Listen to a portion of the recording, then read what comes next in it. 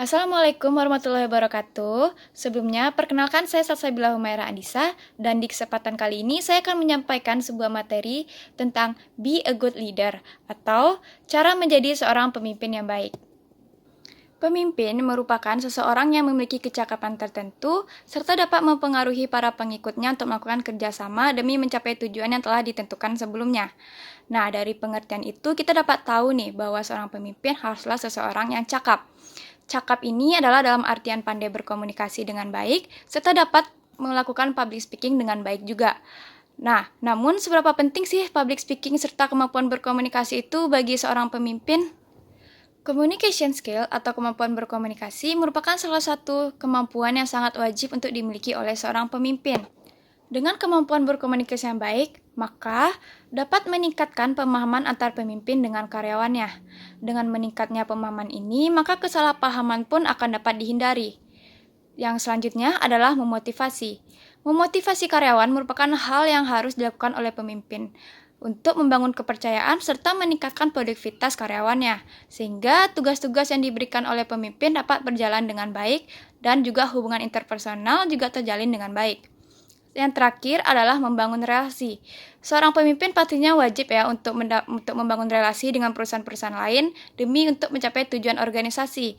Karena organisasi atau perusahaan tidak dapat berdiri dengan sendirinya tanpa bantuan dari perusahaan-perusahaan lainnya. Berikut adalah beberapa tips untuk menjadi seorang pemimpin yang baik dan juga efektif. Setiap orang pastinya memiliki gaya kepemimpinan dan keterampilan mereka tersendiri. Seorang pemimpin yang efektif merupakan seorang pemimpin yang dapat menilai situasi dan memaksimalkan kinerja para bawahannya.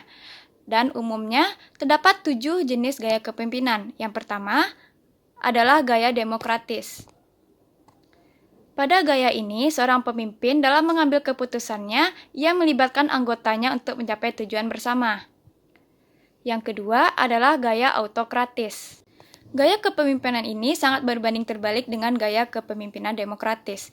Jika demokratis, gaya kepemimpinannya melibatkan para anggota dalam mengambil keputusan, namun pada gaya autokratis ini, pemimpin dalam mengambil keputusan tidak melibatkan anggota atau organisasinya. Dan juga kepemimpinan ini cenderung bersifat patuh terhadap perintah. Yang ketiga adalah gaya transformasional. Nah, dalam gaya ini, pemimpin sangat menghargai para anggotanya serta mendorong mereka untuk memenuhi potensi terbaik mereka dalam tujuan untuk mencapai tujuan organisasi. Dan juga dalam gaya ini, kepuasan para karyawan dan juga kesejahteraan mereka sangatlah terjamin. Yang keempat adalah gaya transaksional. Dalam gaya kepemimpinan ini, pemimpin dan anggota cenderung memiliki hubungan seperti sebuah transaksi. Transaksi tersebut adalah seperti berupa kompensasi atau penghargaan kepada anggota yang telah menyelesaikan tugasnya. Yang kelima adalah gaya laissez-faire, yaitu pada gaya ini pemimpin dan anggota bekerja sama dalam memimpin organisasi atau perusahaan. Dan juga manajemen dalam kepemimpinan ini bersifat datar atau tidak adanya hierarki, sehingga keputusan akhir tidak selalu dipegang oleh pemimpin. Yang keenam adalah gaya afiliasi. Pada gaya ini, pemimpin cenderung melakukan pendekatan secara pribadi dan juga memperhatikan kondisi emosional para anggotanya. Hal ini dilakukan agar terbentuknya hubungan kolaboratif dalam sebuah tim tersebut. Dan yang terakhir adalah gaya situasional. Dalam gaya ini, kemampuan seorang pemimpin dalam memilih strategi atau metode pemimpin sangat berhubungan dengan situasi yang terjadi. Sehingga dalam gaya ini, pengambilan keputusan pemimpin tersebut didasarkan atas situasi atau kondisi perusahaan yang sedang terjadi pada saat itu juga. Baiklah, selanjutnya kita kembali pada tips yang kedua, yaitu memiliki kemampuan berkomunikasi yang baik. Seperti yang telah saya jelaskan sebelumnya, seorang pemimpin yang baik atau efektif merupakan seorang pemimpin yang memiliki kemampuan atau skill komunikasi serta skill public speaking yang sangat mumpuni. Karena bagaimanapun dalam memimpin sebuah organisasi dan menjalin hubungan dengan para karyawannya, kemampuan ini merupakan kemampuan yang sangat penting. Yang keempat adalah memiliki attitude yang baik. Seorang pemimpin harus seseorang yang memiliki tingkah laku yang dapat menjadi panutan para bawahannya. Dan juga jika pemimpin memiliki tingkah laku yang buruk, maka hal tersebut dapat berdampak pada iklim organisasi. Para karyawan akan menjadi takut untuk berpendapat dan juga berakibat pada kinerja mereka yang akan terus menurun. Yang kelima adalah mendorong kreativitas. Mendorong kreativitas ini dapat dilakukan dengan cara memberikan motivasi-motivasi kepada karyawan. Motivasi itu dapat berupa pujian, pengakuan, atau penghargaan atas prestasi yang telah dicapai oleh karyawan tersebut. Yang ketujuh adalah delegasikan apa yang Anda bisa. Maksudnya adalah seorang pemimpin harus bisa membaca, memahami, dan juga membangun keterampilan karyawan dengan cara melibatkan mereka dalam setiap tugas. Dan juga dengan mendelegasikan kepada setiap karyawan, mereka pun mampu untuk berkembang lebih baik, baik bagi perusahaan dan juga bagi karir pribadi mereka tersendiri.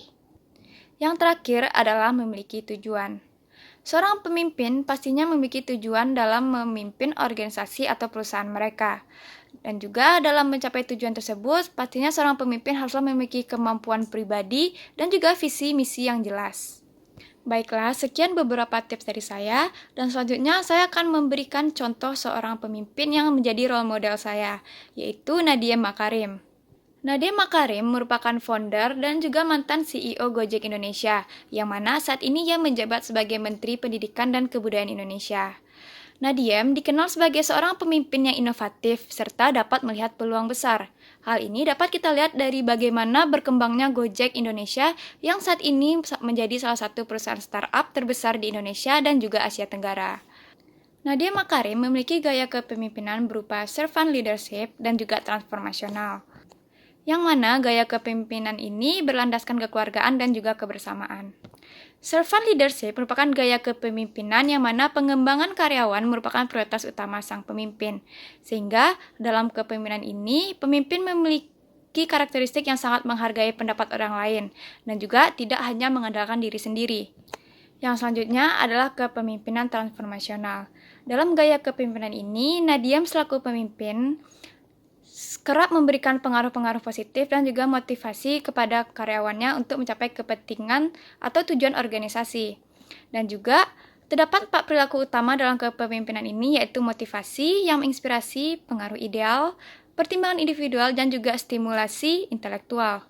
Nah, keempat itu juga sudah berhasil diterapkan oleh Nadiem dalam memanajemen perusahaannya. Beliau berpendapat bahwa membangun kepercayaan tiap anggota tim sangatlah penting dalam membantu pengambilan keputusan, sehingga ia pun memiliki hubungan baik dengan para karyawannya dan juga memberikan ruang bebas kepada karyawannya untuk dapat menyampaikan ide-ide dan berkreativitas. Selain itu, sebagai pemimpin, Nadiem juga dilandaskan pada persaingan dan pencapaian secara nyata, yang mana fokus utamanya adalah tujuan dan hasil. Baiklah, sekian yang dapat saya sampaikan, dan saya harap materi yang saya sampaikan ini dapat bermanfaat bagi kita semua di masa yang akan datang. Dan juga semoga kita semua dapat menjadi seorang pemimpin yang baik dan menjadi contoh yang baik bagi karyawan kita nantinya. Sekian dari saya, terima kasih, dan Assalamualaikum warahmatullahi wabarakatuh.